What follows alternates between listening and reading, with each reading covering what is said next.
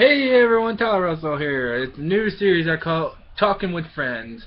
I talk to friends about stuff that they like or are interested in, and today's topic is Doctor Who. And today I have a friend I knew in high school named Dakota Hudson, who is a Whovian. Is that what they call them? People who like Doctor Who, a Whovian? That's what some people call it. Some people just say Doctor Who fan. I've heard both ways. I mean, I'm not really a hardcore fan, although I love it, the show and all that. I'm not one of these that, just go cry-raising around. I'm a Whovian, blah, blah, blah. But I will admit, I do wear a scarf, like the fourth Doctor, Tom Baker did. Okay, so And in case people don't know, what is Doctor Who, basically? it's a British science fiction show about this time-traveling alien named the Doctor. And he travels around in a blue police telephone box that's called the TARDIS, which stands for Time and Relative Dimensions in Space. And Ah, he just goes on adventures throughout time and the universe. He comes into contact with some of his enemies, like the Daleks, which are alien mutants inside these sort of robotic shells. They have an ice stalk on top, and they have like a plunger, like appendage on one side, and a laser gun on the other. uh-huh. Very mean space Nazis, and then you have a Dalek. Yes. Now, I also heard the Doctor usually has assistants to help him with. Yes, they are called companions, and companions can be just about anyone who's had contact with the Doctor, just about, and have traveled with him. There's sometimes one-time companions where they've only went on one trip with him, or there's like long-standing companions that have traveled with him extensively.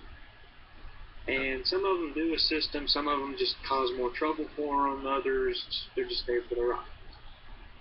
Uh, now, Doctor Who seems like he gets into a lot of danger. How does he defend himself from these Narlax, you call?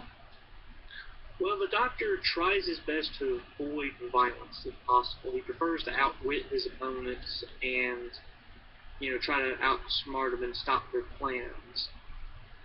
And but he will, on occasion, if he has to, he will resort to violence, and he's pretty well able to defend himself.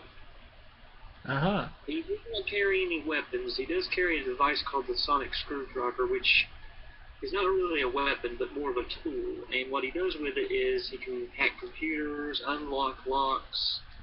He can do a lot of other things with it. And you can go to the Doctor Who wiki at called the TARDIS Data Core, and it can go into more detail about it. Yes. TARDIS Data Core is actually a great website for anyone who wants to, learn more about Doctor Who. Uh, I would say though that the Doctor he really does try to outsmart his opponents as opposed to just using violence right out.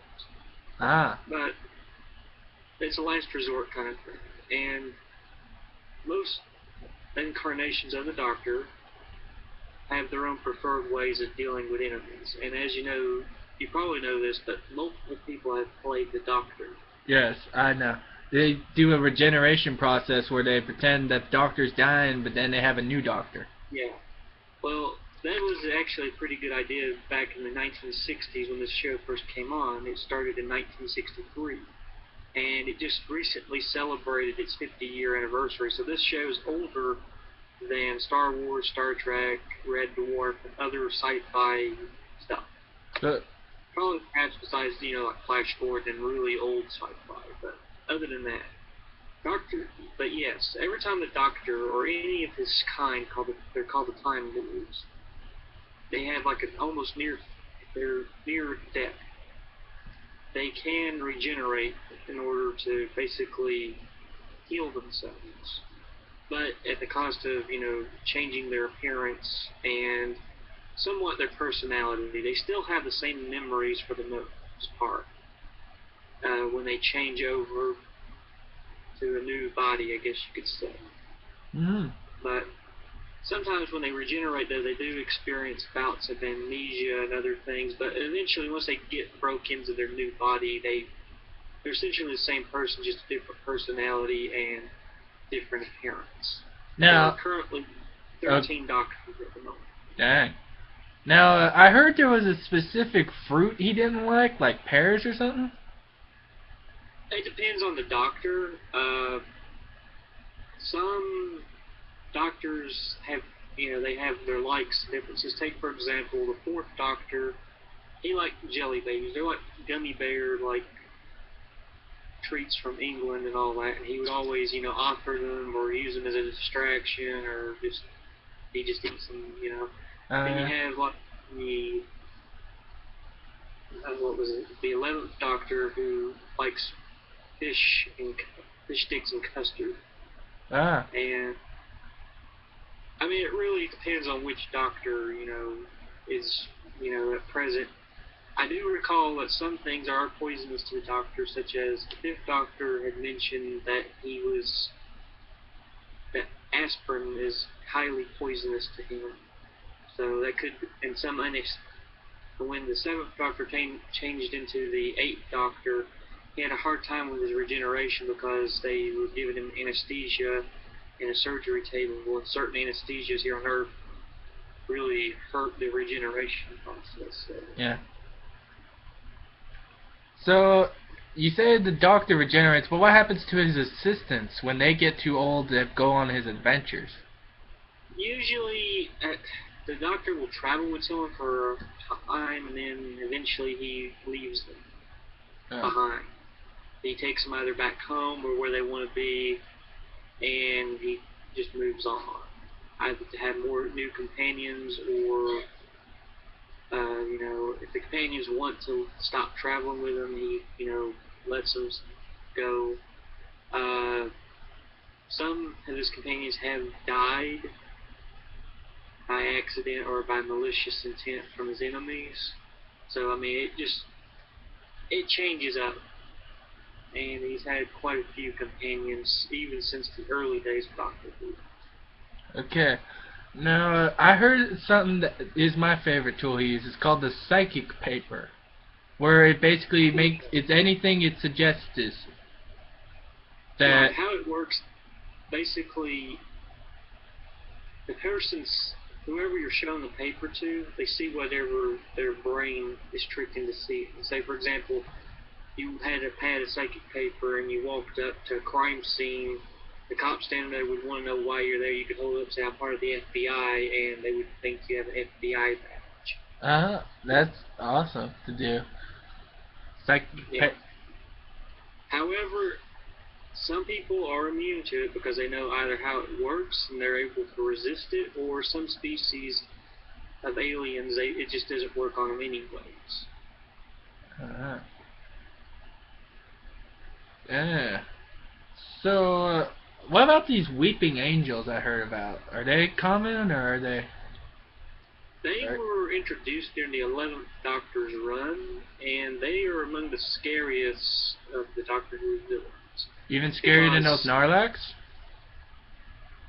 Well, I guess it depends on this person's opinion, but to me, Daleks are easier to deal with than the Weeping Angels. The Weeping Angels, you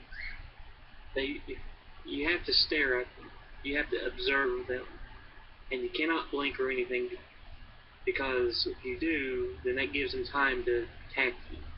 Because every time you look at them, you lock them into that position. It deals with quantum mechanics, really. If you ever heard of Schrodinger's cat, and, I heard about that. It's basically until you know the cat is dead, you don't know what happened to the cat. Right. Basically, inside the box where the cat's not being observed, it's either dead or alive. It's in a state of superposition. So, in essence, it's both alive and dead. So, but when you open it and you look inside, it's going to be one or two of the outcomes. So, it's kind of the same thing with a Weeping Angel.